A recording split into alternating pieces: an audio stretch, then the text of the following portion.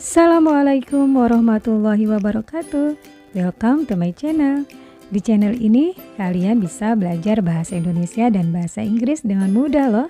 Di channel ini juga kalian bisa belajar santai tapi tetap pintar. Nah, kelas kita hari ini adalah materi bahasa Inggris. Are you ready? Let's learn English. By the way, kalian mungkin sudah tidak asing lagi dengan kisah tentang Snow White, Cinderella, atau cerita dalam negeri seperti Malin Kundang, Timun Mas, dan cerita-cerita fabel seperti Seekor Serigala yang Rakus, kemudian kisah tentang Kancil dan Kura-Kura. Nah, kalian tahu, cerita-cerita tersebut adalah contoh dari narrative text. And today, we are going to learn about narrative text. Sebelum kita lanjut ke pembahasan selanjutnya, silahkan di like dan di subscribe channel ini agar channel ini bisa terus eksis memberikan materi pembelajaran online untuk kalian. Langsung aja kita bahas what is narrative text. Narrative text is an imaginative story to entertain people. Jadi naratif teks adalah sebuah cerita imajinasi untuk menghibur orang-orang.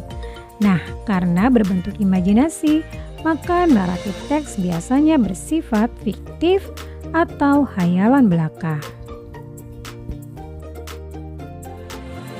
Narrative text has social function.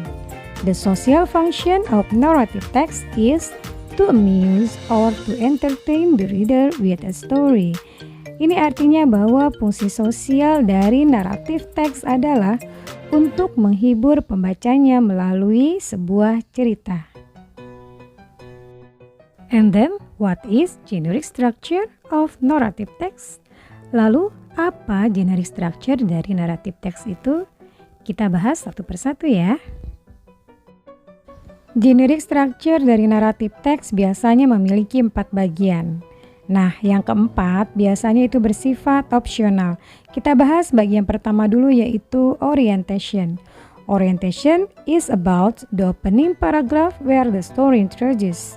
Nah, pada bagian ini berisi tentang pengenalan tokoh, waktu, dan tempat terjadinya sebuah cerita. Biasanya terletak di awal paragraf. The second one is complication. Pada bagian ini, sebuah konflik atau permasalahan dalam cerita mulai muncul, mulai terjadi, dan mulai berkembang.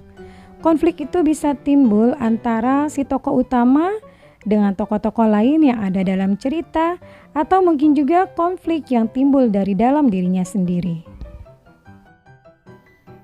The third one is resolution. Jika tadi di bagian complication mulai timbul suatu permasalahan, maka pada bagian resolution ini konflik tadi sudah mulai terpecahkan atau cerita sudah mulai berakhir.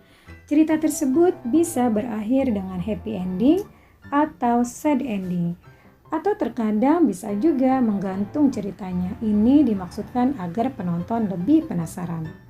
The last is coda or reorientation. Bagian ini opsional ya students. Artinya boleh ada atau boleh juga tidak pada generic structure of narrative text. In this part contains about the lesson from the story. Jadi bagian ini berisi tentang pelajaran dari sebuah cerita atau pesan moral. Kita bisa mengetahui pesan moral dari sebuah cerita setelah kita membaca paragraf awal sampai paragraf akhir. Setelah kita mengetahui generic structure of narrative text, kita juga perlu tahu bahwa narrative text memiliki kaidah kebahasaan atau karakteristik. Nah, apa aja characteristics of narrative text? Ciri kebahasaan narrative text yang pertama yaitu using past tense, menggunakan kata kerja bentuk past tense, yaitu kata kerja bentuk kedua. For example, killed, walk, brought, dan lain-lain. Yang kedua, using time conjunction, menggunakan kata hubung waktu. Contohnya when, suddenly, then, before, after, dan contoh time conjunction lainnya. Yang ketiga, menggunakan specific character, yaitu menggunakan karakter yang khusus, tidak bersifat umum. Contohnya Cinderella, Snow White, Rabbit and Turtles, dan lain-lain. Yang keempat, using direct speech, yaitu menggunakan kalimat langsung. Kalimat langsung digunakan pada sebuah naratif teks agar cerita terlihat lebih hidup. Biasanya, kalimat langsung ditulis dalam bentuk present tense. Oke, students, sebelum kita tutup kelas online bahasa Inggris hari ini, Ibu akan hadirkan salah satu contoh kisah Snow White. Nah, di sini kalian perhatikan generic structure-nya. Kalimat mana yang termasuk orientation, kemudian kalimat mana yang termasuk complication dan resolution. Perhatikan baik-baik kalimatnya, agar kalian makin paham seperti apa sih generic structure pada naratif teks.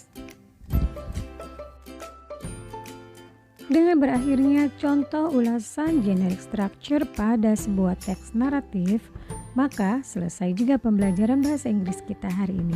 Semoga kalian paham terhadap materi yang disampaikan. Jangan lupa tetap semangat dan tetap jaga kesehatan. Thank you for watching and see you on the next video. Assalamualaikum warahmatullahi wabarakatuh.